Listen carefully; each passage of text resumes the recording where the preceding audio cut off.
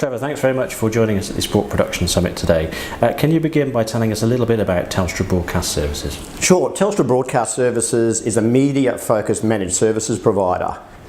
We are heavily engaged in content contribution and content distribution, working with content owners, broadcasters and online players on a global basis.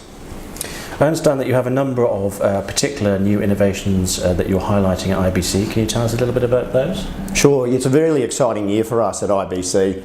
For Telstra Broadcast Services, we are announcing a significant expansion to our global media network, and specifically a significant expansion here in Europe. Quite exciting for us as we look to further penetrate the EMEA and UK markets, providing valuable connectivity options for sporting bodies and broadcasters in and out of Europe, but particularly across to Asia Pacific. I understand you've also been involved in a major project with WTA Media. Can you briefly outline that for us? Yeah, the WTA Media is a really interesting case study for our global media network. We're now in our second season of delivering live content from approximately 50 events that the WTA, the Women's Tennis Association, run globally for their key tournaments and series. This network that we're providing for the WTA allows them to centralise some of the functionality of delivery aspects of their production back in the UK. So we're providing the IP network from the broadcast venues themselves back to the UK across this global media network. Now, I think everyone would probably agree that there are going to be a lot of announcements and developments around remote production at this particular IBC. Can you ask or offer a few opinions on how you see remote production developing from a connectivity perspective? It's a really exciting time for remote production, and we are seeing transformation in this sector around how to better optimise resources, assets, people in the production workflows. We've been very heavily involved with another key customer, this time based out of Australia, Fox Sports, who have undertaken a significant transformation at scale for their Tier 1 broadcasting. What we are seeing is effectively either uncompressed or very lightly compressed workflows and content being transported over a very high capacity, low latency network, which is a key ingredient in a successful remote production environment.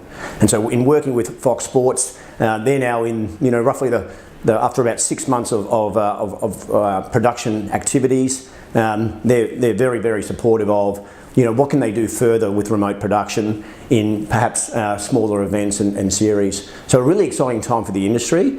I do think some of the economic benefits are yet to be determined, and particularly a lot of this is based around the scheduling of events and how to best manage resources, be that centrally or at particular venues. And I think it's a lot of people are still experimenting with remote production in different forms and using it for different aspects of the broadcast production. Do you have any sort of particular theories about how you think that it'll all shake down ultimately, and how remote production will be used on a kind of normal basis, I suppose? Well, if we look at this example with Fox Sports, we're actually seeing it in key Tier 1 sports in Australia, the top 3 or 4 sports. So very interesting that we've seen it directly providing economic and customer experience benefits at that level.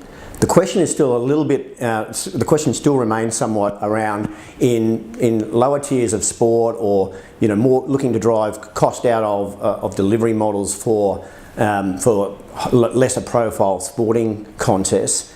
Can remote production deliver benefits? Our thinking is that over time it certainly will. The services that we provide are increasingly demonstrating that with IP networking, the costs for remote production will drive a positive outcome for the lesser tier sectors. Finally, I just wanted to ask you about some of your personal sports highlights of the year. I hear a few whispers that you might be a fan of the AFL. Yeah, yes I am, and I do have a big smile on this one because it's been 37 years since my team, based down in Australia, the Richmond Tigers, tasted premiership success, and admittedly it was 2017, but in September a year ago, Richmond held up the Premiership Cup for the first time in 37 years, and I've been with them the whole way, so it's been a long time between drinks, and we're in the finals now, so looking forward to another hopefully spectacular season. Trevor, thanks very much for joining us, and I hope you have a great day today. Thank you.